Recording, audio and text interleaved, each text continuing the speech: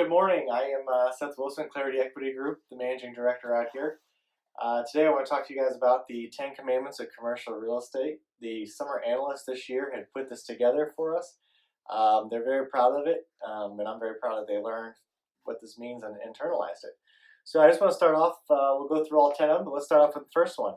The first one here is low basis. So low basis means a lot of things to a lot of people.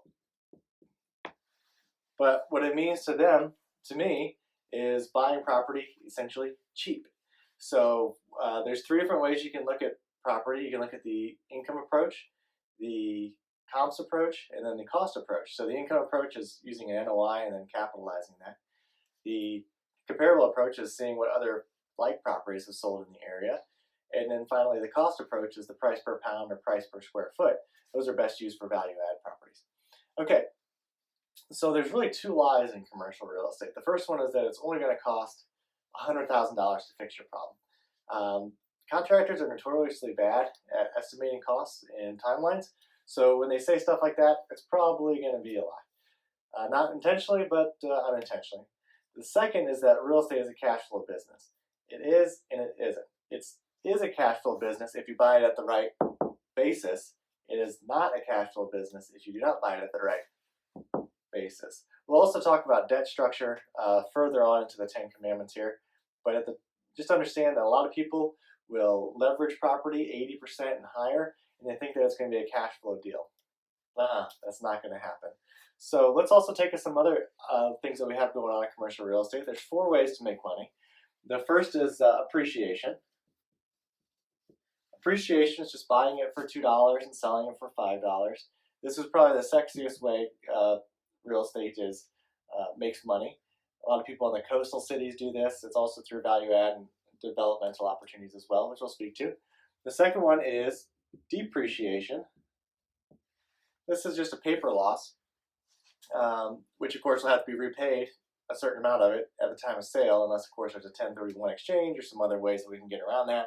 But it's well beyond the scope of this video. The third one is amortization. Amortization is simply paying down the loan amount. So the principal balance is $10 million, and the tenants continue to pay, whether that be multifamily, industrial, retail, or office, the 4 food groups. We take that money, we turn around, we pay it to the lender, and the principal balance goes down. When the time comes to sell, that principal balance has been paid down, and that delta is actually a gain. And then finally, we have 4, cash flow. Wait a second, Seth, didn't you just say that real estate is not a cash flow business, and that's a lie? It is if you buy, it is a cash flow business if you buy at the right basis. If you don't, you're going to have problems. So a lot of people will buy too high, too expensive off the 3 ways, income, cost, and comparables. They'll look at it and say, hey, it's a great deal. Just because someone else overpaid for their property doesn't mean that what you're getting is a good deal either. So be careful of this, understand what a low basis is, and you'll do great.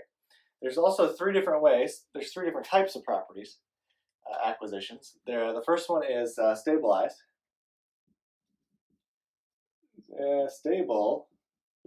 Stabilized is just a property that's at its highest and best use. The markets are, the rent is at market value or close to it. The occupancy is high, depending on the asset type, 85% or higher. And there's really nothing else you can do. It's also kind of known as a turnkey property. Okay, the second one is near and dear to my heart, which is value add. Value add is how I got started in the business.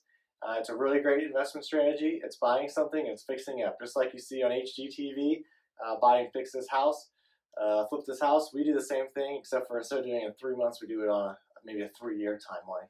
But the returns are phenomenal on this. And then finally, we have opportunistic. It's also development. So opportunistic or development deals, taking stuff that's dirt and changing it into its highest and best use, building on it, doing horizontal and vertical development, and leasing that property up. We're also taking a property that's maybe like in a downtown urban area that's been industrial for a long time and making some really cool lofts. That's going to be an opportunistic type property.